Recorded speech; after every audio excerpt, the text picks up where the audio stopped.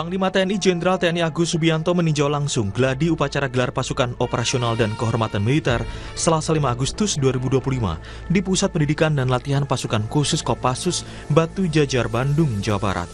Panglima TNI ingin memastikan kesiapan TNI dalam menyambut perhelatan besar yang menampilkan sinergi kekuatan TNI dari matra darat, laut, dan udara.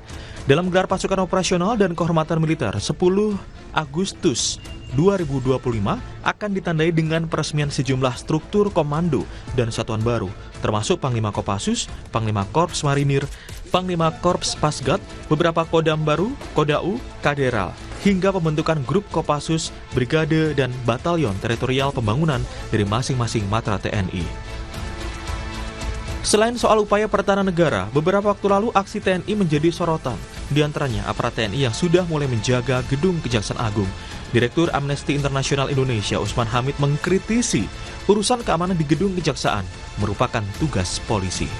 Pengerahan personil itu salah. Urusan keamanan, misalnya jaga kantor keamanan, jaga keamanan keselamatan jaksa, itu merupakan bagian dari tugasnya polisi apabila ada gangguan keamanan atau apabila ada gangguan keselamatan. Kalau rutinitas harian cukup menggunakan misalnya perusahaan security, perusahaan keamanan biasa, perusahaan yang mengerahkan tenaga-tenaga satpam. TNI bukan satpam, TNI bukan petugas keamanan gedung seperti yang selama ini hari-hari kita kenal. Jauh lebih besar tugas TNI dalam menjaga integritas teritorial Indonesia dan menjaga keutuhan kedaulatan nasional Indonesia di bidang pertahanan negara dari ancaman musuh asing.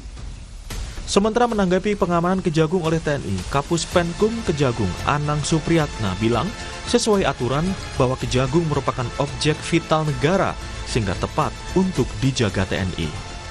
Dari Satgas PKH ini ada unsur TNI juga, jadi sudah biasa pengamanan sini. Dan memang ditempatkan, ya kita siapkan aja, dipersilahkan. Ada berapa sih Pak total rencana? Itu kendaraan? Ada dua. Tapi makanya secara urgensinya itu apa sih Pak sampai ada ya? Iya pengamanan lah, itu teman-teman TNI lah, tidak ada masalah kok. Kan ini juga alat tempat ini juga, alat vital negara juga, kejaksaan. Tidak hanya itu, sebelumnya revisi Undang-Undang TNI juga menjadi kontroversi dan menuai penolakan karena dikhawatirkan melemahkan supremasi sipil. Ada sejumlah poin penting Undang-Undang TNI, diantaranya Pasal 7 tentang operasi militer selain perang. Undang-Undang TNI menambah 2 kewenangan OMSP dari 14 menjadi 16, termasuk membantu menanggulangi ancaman siber serta melindungi dan menyelamatkan WNI dan kepentingan nasional di luar negeri. Pasal 47 mengatur prajurit aktif di instansi sipil juga bertambah dari 9 instansi menjadi 14 instansi. Dan pasal 53 yang mengatur soal batas usia pensiun untuk Bintara Tamtama pensiun 55 tahun, perwira tinggi bintang 1 maksimal 60 tahun, perwira tinggi bintang 2 maksimal 61 tahun, perwira tinggi bintang 3 maksimal 62 tahun, dan perwira tinggi bintang 4 maksimal 63 tahun. Dengan semakin banyaknya kewenangan TNI dan semakin besarnya kekuatan militer, bagaimana mengawasi agar TNI tidak semakin masuk ranah sipil? Mampukah negara menjamin agar tidak ada lagi dui fungsi TNI seperti Orde Baru? Tim Liputan, Kompas TV.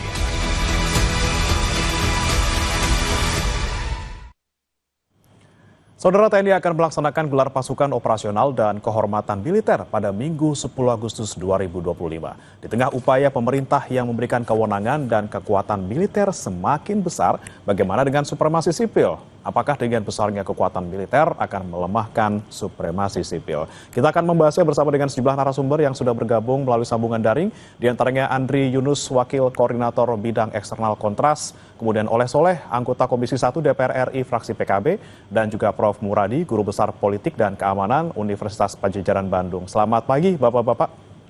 Pagi Mas, Assalamualaikum warahmatullahi wabarakatuh. Ya, waalaikumsalam. Selamat pagi, Sampurasun. Sampurasun. Saya mau ke Mas Andri dulu nih. Mas Andri melihat seperti apa nih hajatan besar yang akan digelar tanggal 10 nanti. Memang nanti kan bakal ada pembentukan satuan baru, kemudian ada pelantikan pimpinan strategis, sampai ada demonstrasi kesiapan kita juga nih, mulai dari alutsista, kemudian ketangkasan, besar-besaran nanti tanggal 10. Anda melihatnya seperti apa? Apakah ini menunjukkan bahwa memang TNI kita sekarang dalam koridor yang profesional seperti itu. Kita tunjukkan kekuatan pertahanan kita seperti itu. Ya, kami menilai apa yang akan dilakukan pada tanggal 10 Agustus mendatang itu tak ubahnya seperti unjuk kekuatan begitu, yang mana menurut hemat kami itu tidak menjawab problem struktural yang ada di institusi militer. Alih-alih sebetulnya membangun citra, kemudian menunjukkan alutsista, ada demonstrasi-demonstrasi lain yang tadi disebutkan, termasuk juga pembentukan komando teritorial baru, itu lagi-lagi tidak menjawab reformasi sektor keamanan pada institusi militer. Dan sepanjang pemantauan kami itu terlebih ya pembentukan misalkan komando teritorial pembangunan, atau juga kemudian pembentukan beberapa batalion baru untuk mendukung program food estate. Itu kan seperti kemudian menguatkan bahwa dui fungsi ABRI, satu doktrin di era rezim otoriter Orde Baru, yang mana angkatan bersenjata diseret-seret ke urusan politik, sosial, dan bisnis, itu semakin dikuatkan gitu, bukan bahkan aktif, tapi sudah dikuatkan dan telah terjadi sebelumnya begitu. Nah, hal ini bahkan jauh terjadi sebelum RUU TNI menjadi polemik belakangan ini gitu ya. Bahkan secara gamblang dan terang-terangan Panglima TNI justru menyatakan bahwa ini bukan lagi difungsi tapi kemudian multifungsi. Yang mana pernyataan itu jelas keliru dan sangat menyesatkan gitu ya. Mengapa kemudian kami menyebut situasi peran TNI masuk ke ranah sipil hari ini sudah berlebihan begitu ya. Kami mendokumentasikan beberapa catatan. Misal ya, pada 2022 ada penunjukan TNI aktif dalam PJ Kepala Daerah Seram Barat misalnya, atau jadi Gubernur Aceh. Kemudian ada kebijakan yang tahun ini dikeluarkan soal penertiban kawasan hutan. Lagi-lagi TNI mengurus urusan yang bukan pada fokusnya. Kemudian tadi baik. Terdapat telegram Panglima TNI yang menyebutkan perintah untuk menjaga kejaksaan. Ya, itu menunjukkan bahwa bagaimana TNI lagi-lagi terlibat dalam urusan-urusan sipil yang tidak perlu. Gitu. Oke. Baik. Saya mau ke Prof. Muradi terlebih dahulu lagi. Prof. Muradi, ini kan Anda melihatnya seperti apa? Tanggal 10 nanti disebut oleh Mas Andri ini taubah sebagai bentuk membangun citra seperti itu. Di tengah memang peran militer yang kemudian secara terang-terangan ini semakin kuat diberikan oleh pemerintah. Anda melihatnya seperti apa, Prof. Muradi? Ya, Mas. Yang pertama, ini pertama kali sebenarnya dalam menjelang 1 tahun Pak Prabowo itu terjadi konsolidasi internal TNI ya. Saya kira ini sesuatu yang secara prinsipil baik dalam konteks internal sebenarnya. Karena apa? Karena ini yang ditunggu oleh teman-teman di internal sebenarnya. Tapi poin kedua adalah show off-nya untuk apa? Itu pertanyaan yang kemudian disampaikan oleh Mas Andri. Apakah memang untuk kita bermasalah dengan Malaysia soal Ambalat misalnya gitu ya kira-kira? Atau ke yang lain? Itu yang kemudian poin pentingnya. Jadi kalau saya melihatnya memang ini adalah bagian positifnya adalah konsolidasi di internal mereka. Mudah-mudahan sih konsolidasinya bukan ke dalam ya, tapi ke dalam artinya inward looking, tapi outward looking, di mana kemudian kita mulai menata kelola misalnya perbatasan gitu, terutama perbatasan laut yang kemudian kita berkali-kali kita kemudian tidak bisa memenangkan sengketa, termasuk misalnya ketika saya agak tidak terlalu nyaman ketika misalnya pengelolaan bersama dengan di Ambalat ya, karena waktu Pak Bu Mega kemudian Pak SBY bahkan Pak Jokowi tegas itu adalah milik TNI, misalnya milik Indonesia. Itu poin pertama ya. Oke, baik. Yang kedua saya merasa melihat bahwa konsolidasi ini juga memberikan sinyal untuk hal yang baik untuk tadi yang profesional dan sebagainya. Jadi saya kira kita lihat dalam dua sisi, dan dua sisi itu saya kira kita bisa akan melihat apakah pasca tanggal 10 itu seperti yang khawatirnya kita semua dan termasuk dalam Mas Adi sampaikan itu tidak terjadi gitu. Artinya memang poin pentingnya adalah tentara dalam posisi mengarah pada profesionalisme tadi begitu, Mas Andre. Baik, saya giliran Kang Soleh nih, Kang Oleh, punten ini kan tanggal 10 ini tadi dibilang bahwa memang tidak hanya kemudian konsolidasi internal, tapi juga ada di sana show off-nya gitu ya. Kita nunjukin seberapa besar kita punya kekuatan, kemudian bagaimana ketangkasan kita, profesionalisme kita di TNI kita gitu ya. Anda melihatnya di tengah situasi kita yang mungkin fiskal kita lagi tertekan gitu ya. Ini acara besar-besaran tanggal 10, kemudian di sana juga lagi-lagi ada pembentukan satuan baru di sana. Banyak sekali satuan-satuan baru yang dibentuk. Anda melihatnya bagaimana? Tentu DPR memandang bahwa seharusnya ya TNI untuk berbenah diri sesungguhnya, dan tentu gelar pasukan yang dilakukan esok tanggal 10 ini, kalau pandangan kami itu hal yang biasa. Apalagi kalau dikaitkan hari ini bulan Agustus ya, hari kemerdekaan. Dan tentunya setiap negara yang sedang berulang tahun kemerdekaannya senantiasa diawali dengan gelar pasukan. Lebih-lebih kalau melihat lebih spesifik lagi bahwasanya Astacita Pak Prabowo ini adalah soal pertahanan.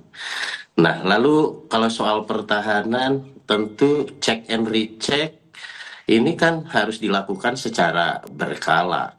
Tentu DPR melihat bahwa tidak ada yang salah dengan agenda yang besok 10 Agustus, dan bahkan justru rakyat harus tahu bagaimana apa yang dikatakan oleh Pak Presiden bahwasanya Indonesia harus siap dalam keadaan perang.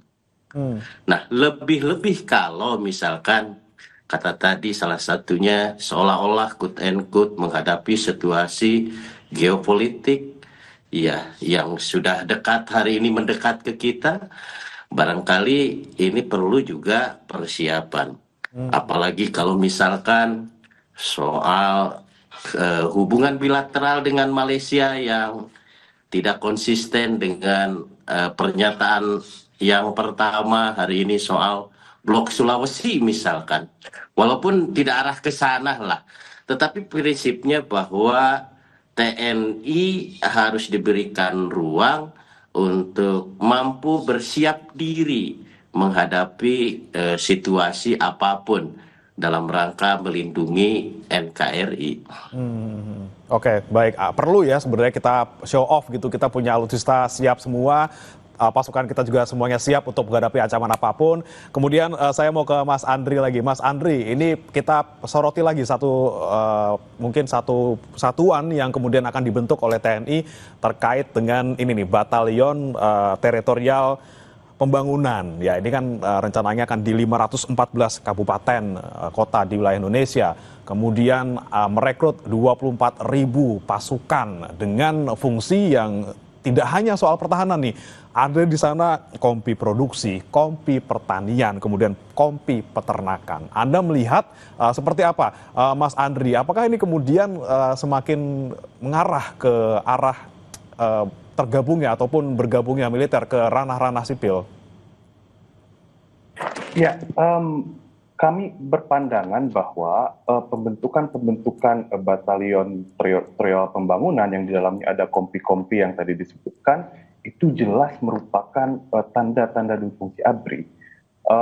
Bahkan artinya ketika nanti tanggal 10 ada pelantikan, kan akan diresmikan begitu ya dengan komandan-komandannya begitu. Nah, itu semakin menguatkan bahwa telah terjadi fungsi ABRI. Ingat, urusan-urusan yang berkenaan dengan pertanian, perkebunan, ya diserahkan saja kepada para petani kita yang juga tak kalah hebat gitu.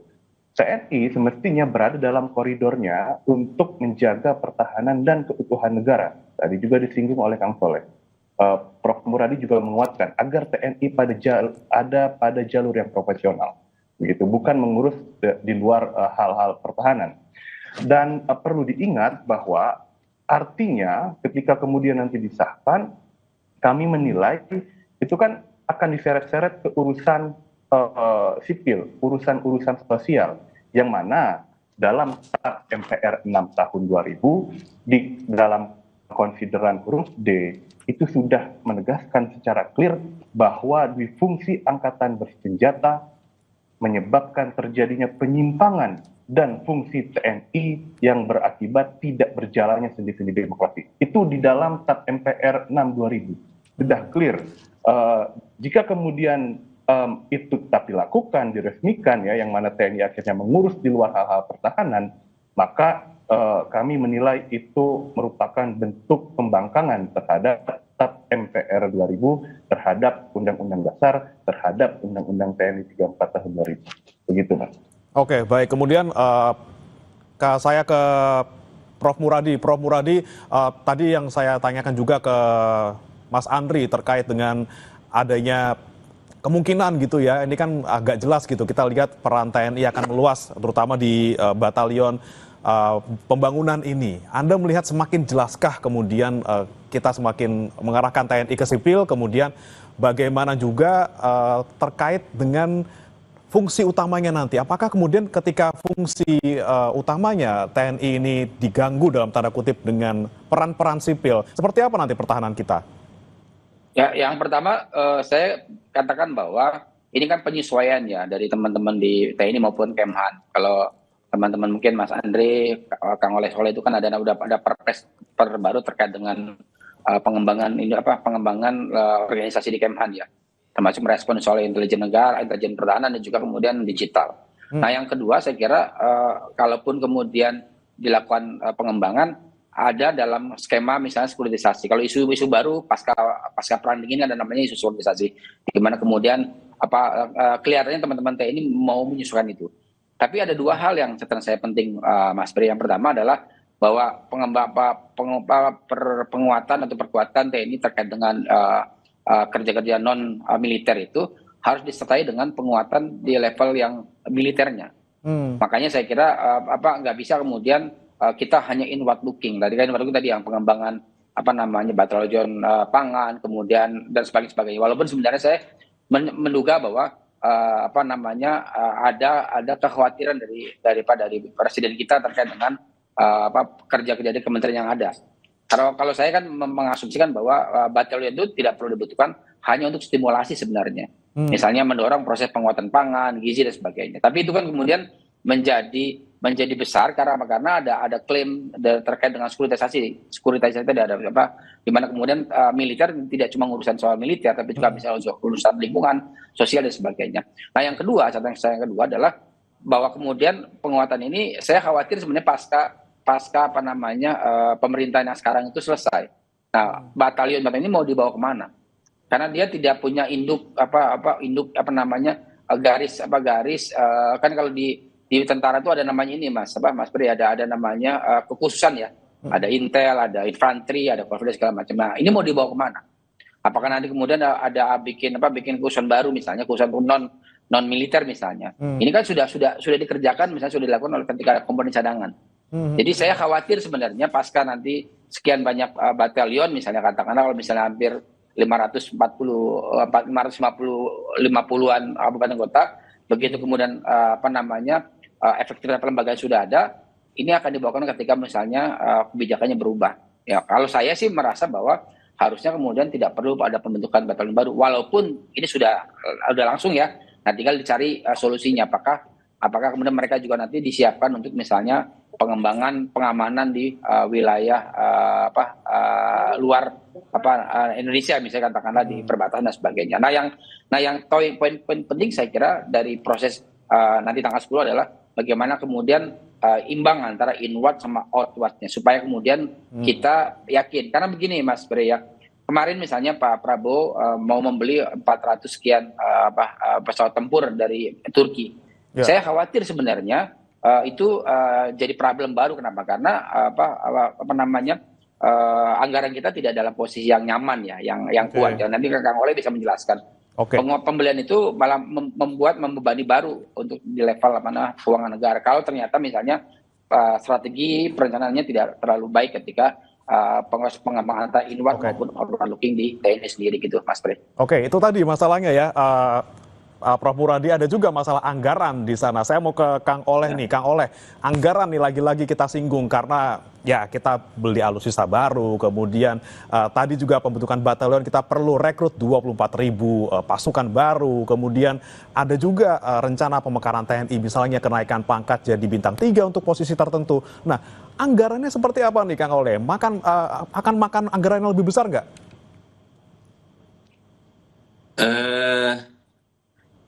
Sesungguhnya soal pertahanan ini yang direncanakan, tentu ini kan harus ideal sesungguhnya. Kalau misalkan angka pertahanan ini hari ini di bawah 0,8 dari PDB, ini kan sangat kecil sekali sesungguhnya. Lebih-lebih kalau melihat teritorial NKRI kita yang puluhan ribu pulau, penduduk yang luas, kemudian pluralisme yang begitu besar.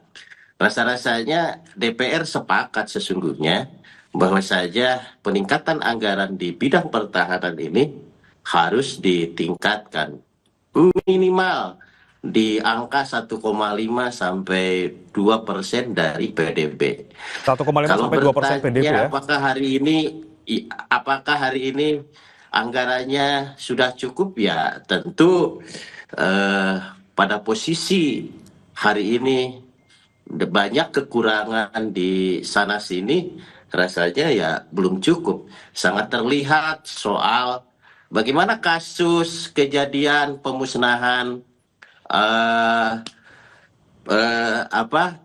peluru-peluru yang kadaluarsa yang menimbulkan korban gitu kan.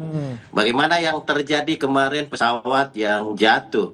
Kalaulah itu faktor ketidakmampuan TNI membeli alat yang canggih, membeli pesawat yang canggih, artinya bahwa anggaran memang betul-betul ya harus dimaksimalkan. Yang ada hari ini tentu harus skala prioritas, dan ke depan lagi-lagi saya sampaikan dalam forum ini, sesungguhnya kita harus memiliki roadmap pertahanan, peta jalan pertahanan Indonesia ini sesuai dengan asta-cita Pak Presiden ini seperti apa. Apakah kita terus-menerus selamanya akan impor senjata dari luar negeri? Bagaimana dengan potensi-potensi dalam negeri? Nah, saya melihat hari ini sampai sekarang belum ada peta jalan roadmap daripada sistem pertahanan kita. Dan peta jalan ini sangat berhubungan dengan struktur daripada TNI sendiri. Nah, tentunya DPR lebih mendorong dibuatkan peta jalan secara komprehensif, dipublikasi secara luas sehingga masyarakat bisa memahami, tidak ada lagi subjektivitas terhadap kegiatan TNI. Nah, oleh sebab itu rasa-rasanya melalui forum ini saya rekomendasikan untuk membuat roadmap peta jalan dulu. Roadmap harus dibuat, kemudian nanti juga tadi kata Kang Oleh juga ya, kalau misalnya masih 1,5 sampai 2% dari PDB masih oke-oke aja, tapi bagaimana di tengah kondisi kita lagi efisiensi di segala lini gitu. Tapi jangan dijawab dulu Kang Oleh, kita akan bahas usai jeda. Tetap bersama kami saudara di Sapa Indonesia Pagi.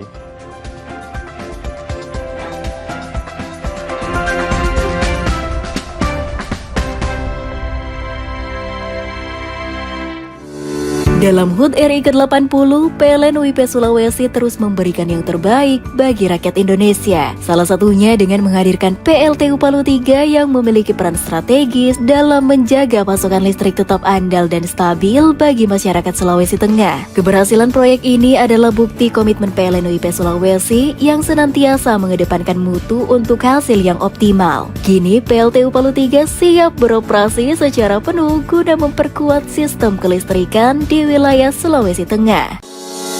Pertama kalinya sejak Indonesia merdeka, Morowali memiliki infrastruktur transmisi saluran udara tegangan tinggi atau SUTT 150 kV. Kini, Morowali akan terlepas dari ketergantungan pada pembangkit diesel dan digantikan dengan energi yang lebih bersih. Memasuki tahap energize pada SUTT Koloredale Bungku ini seakan menjadi awal kehidupan baru bagi masyarakat Morowali. Pembangunan infrastruktur ini menunjukkan aksi nyata PLN yang terus berupaya menghadirkan energi listrik yang merata dan berkelanjutan. Dalam HUT RI ke-80, PLN UIP Sulawesi terus menunjukkan komitmennya dalam memberikan pasokan listrik yang semakin andal di Sulawesi dengan menghadirkan pembangkit listrik yang lebih mutakhir dan modern. Salah satunya PLTM Geluwu 40 MW yang telah beroperasi di tahun ini. Bukan hanya memenuhi kebutuhan listrik masyarakat, namun juga mendongkrak aspek perekonomian di wilayah Kabupaten Banggai. Semarak Kemerdekaan RI ke-80, PLN terus menjadi garda terdepan dalam mendorong swasembada energi dengan menghadirkan infrastruktur tenaga listrikan di Sulawesi. Hadirnya proyek infrastruktur PLN UIP Sulawesi ini menjadi simbol ketahanan energi di kawasan timur Indonesia dalam mendukung pertumbuhan ekonomi serta aktivitas masyarakat Sulawesi. Seharian, dan nafas juga terasa segar. After seminggu, dan ternyata hasilnya wow!